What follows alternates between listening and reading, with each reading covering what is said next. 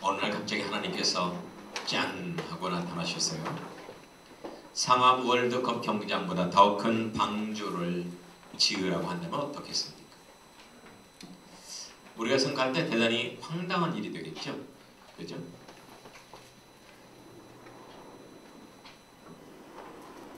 그런데 이런 황당한 일이 오늘 본문에 나와요. 너무나 황당한 사건이 나옵니다. 그런데 놀라운 것은 우리는 이 사건을 대하면서 너무나 당연한 듯이 생각한다는 것입니다.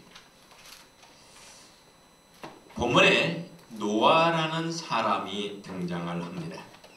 이 노아는 배를 만드는 사람은 아닙니다. 8절 9절에 보면 노아는 은혜를 입은 사람이요 하나님과 동행하였던 의인이라고 증거를 합니다. 노아는 일상에서 하나님의 세미한 음성을 듣고 순종하는 생활 영성의 실천자라는 뜻이지요. 하나님과 동행했다는 의미는요. 당시의 모든 사람들은 자기 멋대로 살았습니다. 그런데 노아는 자기 멋대로 살지 않고 하나님의 뜻에 따라 살았습니다. 모든 이들은 자기 자신을 왕으로 섬겼습니다. 하지만 노아는 하나님을 왕으로 섬기며 하나님께 순종하는 삶을 살았다는 겁니다. 이러한 삶을 사는 노아에게 어느 날 갑자기 하나님이 나타나셔서 방주를 지으라고 하는 거예요. 조그만 나룻배가 아닙니다.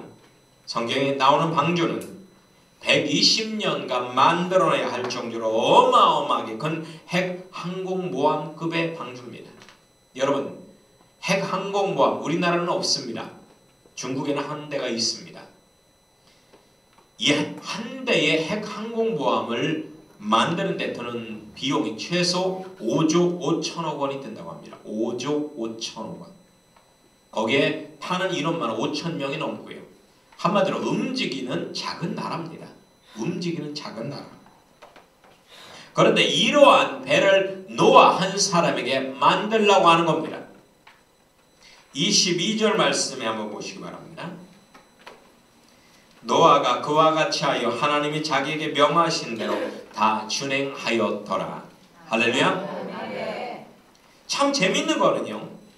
이런 엄청난 요구에도 불구하고 노아는 불평 한마디도 안 했다는 겁니다. 반문 한마디도 안 했다는 겁니다. 그냥 순종했어요. 그냥 순종했어요. 그냥. 이것은 노아가 얼마나 하나님을 경외하며 얼마나 하나님께 깊은 신뢰감을 갖고 있는지를 알 수가 있습니다. 14절에 보면 하나님께서 하나님을 위하여 방주를 만들라고 하지 않았어요. 누구를 위하여 방주를 만들라고 했습니까? 너를 위하여 만들라 그랬습니다. 너를 위하여 만들라. 그러니까 노아의 방주를 만드는 것은 좀 황당하지만은 하나님을 위해서 만드는 것이 아니라 노아 자신을 위해서 만드는 생명의 재테크라는 겁니다. 생명의 재테크. 노아 자신을 위해서 만들라는 거예요. 그러니까 하나님은 하나님 자신을 위함이 아니고 노아를 살리기 위해서 만들려고 하는 겁니다. 노아가 살게 하기 위해서. 여러분, 하나님의 사랑이십니다. 우리에게 순종을 요구하시는 것은 하나님 자신만을 위해서 순종을 요구하는 것이 아닙니다. 우리 자신을 위해서 순종을 요구하는 거예요. 우리 자신을 위해서. 아멘? 아멘. 우리 자신을 위해서.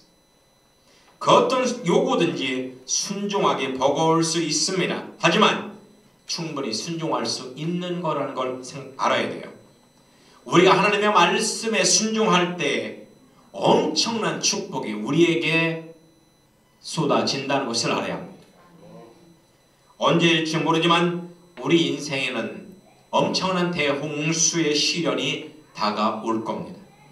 그 시련이 언제 올지 몰라요. 언제 올지 모릅니다. 여러분이 지금 가지고 있는 여러분의 건강, 물질, 인맥, 스펙 모든 것이 결코 그 홍수를 막을 수 없을 것입니다. 지금의 여러분이 가지고 있는 것 가지고는 도저히 막을 수 없는 엄청난 홍수의 시련이 우리에게 다가올 거란 말입니다. 이것을 위해서 우리는 지금부터 나라를 위한 방주를 만들어야만 합니다. 나를 위한 방주를 만든 사람과 만들지 못한 사람은 엄청난 차이가 난다는 겁니다. 그 나를 위해서 우리는 생명의 재테크를 해야 되는 것입니다. 할렐루야. 네. 그러면 우리는 어떤 방주를 만들어야만 할까요? 한번 따라서 보실까요? 믿음의 방주를 만들어야 한다. 믿음의 방주를 만들어야 한다. 믿음의 방주를 만들어야 한다는 겁니다. 믿음의 방주를 만든다는 것은 곧 생활 속에서 믿음의 역사, 믿음의 기적을 만드는 것입니다. 다니엘의 세 친구는 이 믿음의 방주를 타고 거센 풀무불 속에서도 안전하게 보호받았습니다.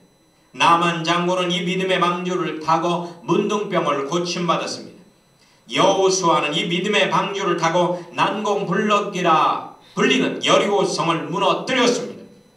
사르밧과 아브는 가뭄으로 모두가 굶어 죽는 가운데서도 이 믿음의 방주를 타고 온 가족이 식량 걱정 없이 풍요롭게 살 수가 있었습니다. 그리고 100여 명의 청교도 크리스찬들은 조그마한 믿음의 방주를 타고 저 거대한 북미 대륙을 정복해서 지금 세상에서 가장 살기 좋은 나라로 만들었습니다. 좋은 밭과 같은 믿음의 방주를 가진 사람만이 홍해 바다와 같은 거센 시련을 만날 때 승리할 수가 있다는 겁니다. 죄송합니다. 우리도 이러한 믿음의 방주를 만들어야만 합니다. 할렐루야. 믿음의 방주를 만들 때 우리가 특히 주의해야 될 것이 몇 가지 있어요. 첫 번째는 크게 만들라는 겁니다. 크게 만들라. 여러분 믿음의 방주를 만들 때 크게 만드시기를 축원합니다. 여러분 클 때 많이 들어가는 겁니다. 가장 단순하면서도 중요한 진입니다. 커야 많이 들어가는 겁니다. 커야 많이 들어가는 시편 81편 10절에 보면 나는 너를 애굽 땅에서 인도하낸 여호와 하나님이 내 입을 크게 열라 내가 채우리라. 아멘. 내 입을 크게 열라 내가 채우리라.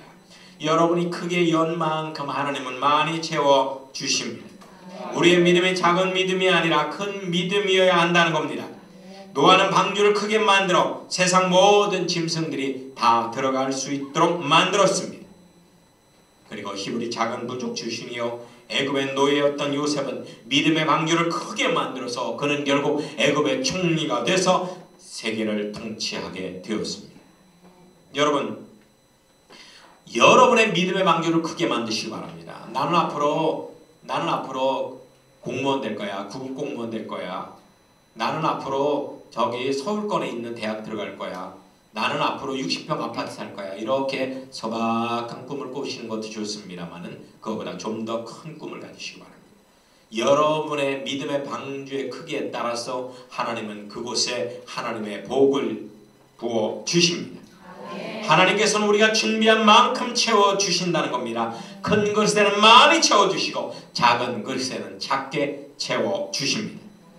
하나님이신 성령님이 내주에 있는 우리 자신은 우주에서 가장 강력한 전송탑이 되는 것입니다. 내가 성령을 받는 즉시로 내 자신은 우주의 중심이 되는 겁니다. 내가 어떤 믿음을 갖느냐가 대단히 중요한 거예요. 내가 갖고 있는 믿음의 정도에 따라서 우주의 모든 것을 나에게 끌어들일 수가 있는 것입니다. 여러분의 미래는 지금 여러분의 믿음에 대한 실상입니다. 지금의 믿음이 여러분의 미래를 결정짓는 겁니다. 적게 심는 자는 적게 거두고 많이 심는 자는 많이 거둔다 하는 말이로다. 보라 내가 속히 우리는 내게 줄 쌍이 있어 각 사람에게 그가 행한 대로 갚아주리라. 할렐루야. 조선 말에 있었던 일입니다. 우리나라가 근대화되면서 갑부집의 모든 노비들을 다 풀어주게 됩니다. 노비들이 해방되기 마지막 날 밤에 주인은 그 집의 노비들을 다 모아놓고 마지막 한 가지의 명령을 내렸습니다. 너희들은 여기 있는 집으로 새끼줄을 가늘게 꼬아라. 이 한마디 딱 하고 주인은 들어갑니다. 그런데 그 말이 어디 힘있게 먹혀들겠습니까? 하룻밤 지나면 이제 자유인인데 밤을 새워가면서 누가 새끼를 제대로 꼬겠습니까? 어떤 사람은 아예 꼬지 않고 어떤 사람은 한 뼘 정도 꼬고 맙니다. 어떤 사람은 두껍게 대충 꼬고 맙니다. 그런데 그 집에 칠복이라는 노비가 있었습니다. 그 칠복이라는 노비는 밤을 꼬박 세우면서 새끼를 크게 한 게 정성껏 꼬았습니다. 아침이 되었습니다. 주인은 노비들을 다 모아놨습니다. 그리고 나서 주인은 그들 앞에 큰 궤짝을 덕같은 궤짝을 활짝 엽니다. 그 궤짝을 여니까 거기에는 엽전이 가득 들어있습니다. 엽전. 옛날 엽전은 가운데가 구멍이 나서 뚝 이렇게 꿰게 되어 있잖아요. 그리고 주인은 그들에게 이렇게 말합니다. 너희들이 꿰어오는 새끼줄에 이 엽전을 꿰어서 가져가거라. 너희들이 평생 일한 싹시다. 그런데 이게 웬일입니까? 새끼가 아예 없는 사람은 엽전 하나도 못 가져가요. 새끼를 꼬대 한 뼘 정도 못 꽂다는 한 뼘 정도의 엽전만에 못 가져갑니다. 어떤 사람은 너무 두껍게 꽈갖고 그것 엽전을 한두 개 넣고 못 넣는 겁니다. 그런데 이 칠곡이라는 노비는 그 가늘게 길게 꽈왔기 때문에 거기는 엽전을 다 꿰어 가져가서 큰 부자가 될 수가 있었다고 합니다. 여러분, 끝까지 최선을 다하는 삶, 끝까지 하나님의 명에 순종하는 삶에게는 이렇게 엄청난 복이 임하는 것입니다. 두 번째로 나의 방주를 견고하게 만들어야 합니다. 14절 보시기 바랍니다. 노아의 방주는 칸들을 막고 그 안팎을 역청으로 칠하는 등 아주 견고하게 만들어졌습니다. 뚜껑을 덮어 물이 들어가지 않았고 역청까지 칠해서 작은 빗물의 유입까지도 막았습니다.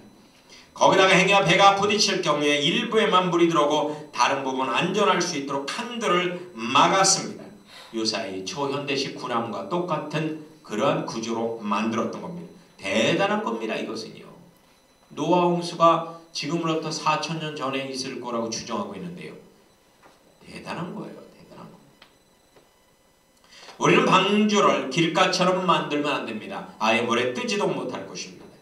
돌밭처럼 만들어서도 안 됩니다. 조금만 비가 와도 금세 가라앉고 말 것입니다. 가시밭처럼 만들어도 안 됩니다. 빗물이 사정없이 안으로 들어와서 안에서 생활하는데 큰 불편을 줄 것입니다. 우리는 방주를 좋은 밭처럼 만들어야 합니다. 어떤 풍랑에도 견디며 포근한 안식처를 제공해 줄 것입니다.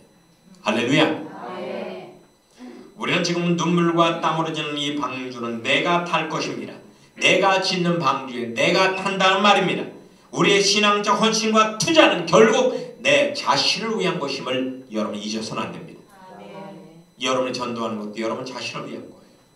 여러분이 헌금하는 것도 여러분 자신을 위한 것이고 여러분이 봉사하는 것도 여러분 자신을 위한 거라는 것을 명심하시기를 바랍니다. 어떤 건설회사에서 평생을 몸담고 일을 했던 사람이 퇴직을 하게 됩니다. 퇴직 얼마 안 돼서 사장이 그 사람을 불렀습니다. 자네 말이야, 내가 가장 아끼는 사람이 있는데 이 사람을 위해서 튼튼하고 멋진 집 한 채만 지어주고 퇴직하게. 이 사람은 기분이 썩 좋지 않았습니다.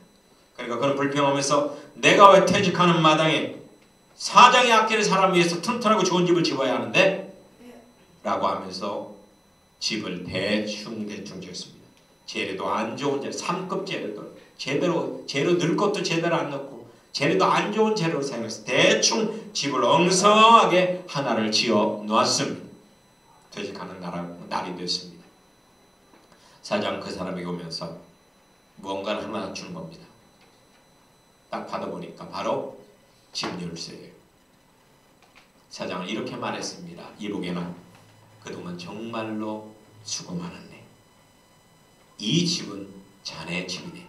자네야말로 내가 가장 아끼는 사람이었거든.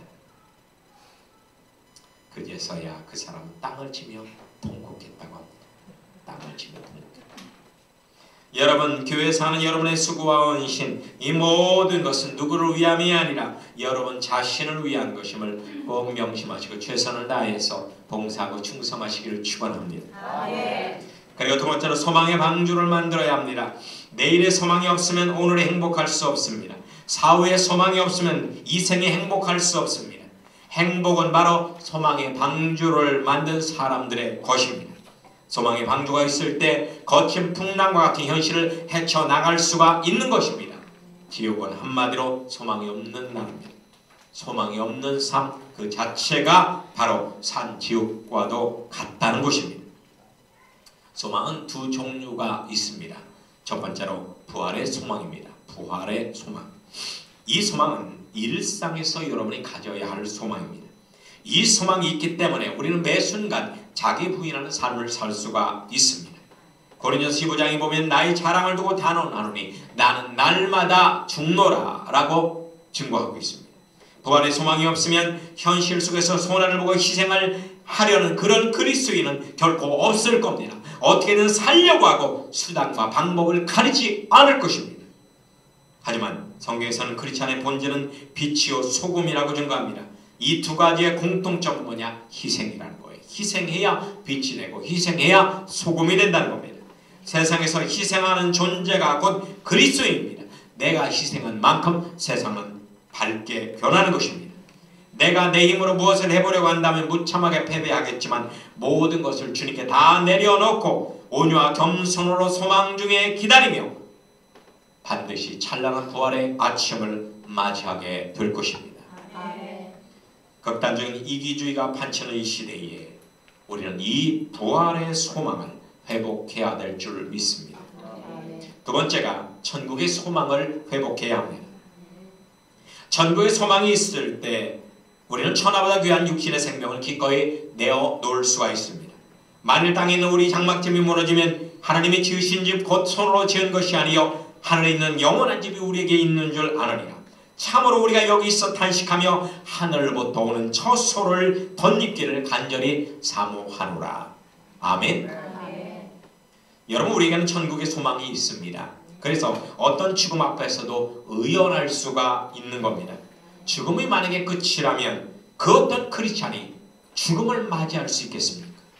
우리가 순교의 칼날 앞에서도 당당할 수 있는 것은 바로 죽음은 끝이 아니고 시작이라고 믿기 때문입니다.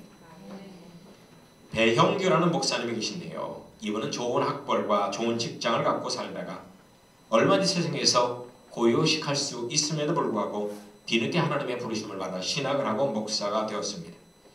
주님을 본받아 세상의 빛과 소금이 되려 온전히 희생적인 삶을 살려고 노력해왔습니다. 그는 복음이 들어가지 않은 곳마다 찾아다니며 헌신적으로 봉사하며 삶 자체를 복음에 투자했습니다.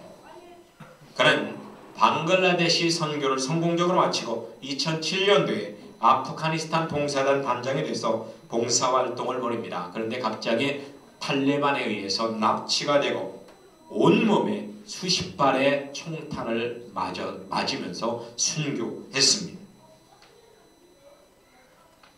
그는 아프가니스탄에 갈 때에 유서까지 써놓고 갔다고 합니다. 왜냐? 천국의 소망이 충만했기 때문이에요. 여러분, 비록 배 목사님은 아프가니스탄에서 총탄에 맞아 순교했지만 그의 정신은 아프가니스탄에 살아 역사하고 있습니다. 배 목사님의 순교가 마치 쇄국 정책을 고수하는 조선에 복음을 가지고 왔다가 제대로 활동도 못하고 순교한 토마스 목사님과 흡사하다는 생각이 듭니다. 토마스 목사님은 자기를 참수하려는 박춘권하는 포졸에게 성경을 주면서 이렇게 기도했습니다. 하나님, 이 사람은 자기가 하는 일을 모르니 용서하여 주옵소서. 이 일로 조선 땅에 뿌린 복음이 열매를 맺게 하여 주옵소서 라고 기도했다고 합니다. 그래서 박춘권이라는 포졸은 한국교회사의 최초의 장로가 됐다고 합니다. 최초의 장로가 됐대요. 배영교 목사님도 같은 심정으로 이렇게 기도하지 않았을까요? 하나님, 탈레반들은 자기가 하는 일이 얼마나 죄악된지 모릅니다. 저들을 용서하여 주옵소서. 이 일로 아프가니스탄 땅에 뿌린 피와 복음이 열매를 맺게 하여 주옵소서. 이렇게 기도했을 거라고 생각합니다. 그래서 배영교 목사님에게 총살을 가했던 탈레반 병사가 아프가니스탄 최초의 장로가 되리라고 저는 믿습니다. 마지막으로 사랑의 방주를 만들어야만 합니다. 무슨 방주를 만들어요? 사랑의 방주. 돌스토이 작품 가운데 사람이 무엇으로 사는가라는 단편 소설이 있습니다. 그 소설이 제시하는 인생의 비밀은 사랑입니다. 사랑. 사람은 사랑으로 산다는 거예요. 우리가 언뜻 생각할 때 우리는 돈으로 또는 언뜻 생각할 때 우리는 음식으로 산다고 생각을 합니다. 하지만은요, 사람이 사는 것은 사랑으로 사는 거예요. 돈과 음식이 충분함에도 불구하고 스스로 생명을 끊는 사람이 얼마나 많습니까? 이걸로 봐서 우리 인간은 돈과 음식 가지고는 살 수 없는 존재라는 거예요. 모든 인간들이 마지막으로 외칠 수 있는 최상의 말이 바로 사랑입니다. 사랑합니다. 사랑합니다. 9.11 테러 때 국제무역센터가 무너지는 와중에서 그 안에 있던 사람들이 가족들에게 전화를 했는데요. 90% 이상이 사랑합니다 이 말이었대요. 사랑한다. 사랑합니다. 여러분, 모든 인간들이 사랑이라는 말을 3번만 외쳐도 세상은 바뀐다고 합니다. 자, 우리 한번 사랑 3번, 옆에 있는 말 사랑합니다 3번을 외치기 바랍니다. 시작! 사랑합니다. 사랑합니다. 사랑합니다. 자, 우리 교회는 바뀔 겁니다. 예. 여러분, 사랑이 없는 세상 한번 상상해 보셨어요? 사랑이 없으면 어떻게 될까요? 사랑이 없으면 가장 가까이 있는 여러분의 가족이 여러분들의 최고의 위험 존재가 될 겁니다. 사랑이 없다면. 실제로 있었던 일을 한번, 사랑이 없던 사람이 어떤 일을 저지르는지 한번 조사를 해봤습니다. 부모에게 사랑이 없다면 어떻게 될까요? 어떤 아버지에게 사랑이 없으니까요, 보험금을 다 내려고 잠자고 있는 아들내미 발가락을 잘랐습니다. 몇 년 전에 보험금 다 내려고 잠자고 있는 아들내미 발가락을 잘라버렸어요. 그리고 어떤 아내가 사랑이 없으니까요, 잠자고 있는 남편 얼굴에 끓는 식용유를 부었습니다. 그리고 북에 독약을 탔습니다. 그리고 대통령에게 사랑이 없으니까요, 캄보디아의 대통령이었던 폴포트는 전 인구의 3분의 1인 200만 명을 무참하게 죽였습니다. 그리고 종교 지도자에게 사랑이 없으니까 중세 때 수많은 종교인들이 종교 재판을 명목으로 마녀 사냥을 해서 당시 수천만 명을 화형시켜 죽였습니다. 수천만 명의 마녀였던 사람은 거의 없어요. 다 누명을 쓴 거죠. 여러분, 이렇게 사랑이 없을 때 우리의 삶은 끔찍할 겁니다. 이 세상은 끔찍할 것입니다. 프랑스 떼제 공동체라는 곳이 있습니다. 여기에서 불려주는 대표적인 찬양이 사랑의 나눔 있는 곳에 하나님께서 계시도다. 이 찬양이에요. 사랑의 나눔 있는 곳에 하나님께서 계십니다. 이 찬양을 통해서 그것에 몰려드는 전세계의 수십만의 젊은이들이 인격적으로 예수님을 만나서 변화되는 역사가 일어납니다. 여러분, 하나님의 본질은 사랑이십니다. 그래서 사랑의 나눔이 있는 곳에 하나님을 만날 수 있고 하나님의 임재를 경험할 수 있습니다. 하나님을 특별히 만나는 장소가 있는 것이 아닙니다. 하나님을 만날 만한 특별한 사람이 있는 것이 아니에요. 사랑의 실천이 있는 곳에 하나님이 계시고 하나님이 계신 그곳에 천국이 임하는 것입니다. 여러분, 사랑은 맛을 내는 소금과도 같습니다. 가정을 가정되게, 교회를 교회되게, 학교를 학교되게 만드는 것이 바로 사랑입니다. 그날에는 아름다운 주택이 여러분의 피난처가 되는 거 아닙니다. 높은 학벌이 여러분의 피난처가 되는 거 아닙니다. 넓은 인맥이 여러분의 피난처가 되는 거 아닙니다. 사랑으로, 소망으로, 믿음으로 잘 지어진 방주만이 여러분들에게 진정한 쉼과 안식처를 제공해 줄 것입니다. 할렐루야. 찬양하십니다.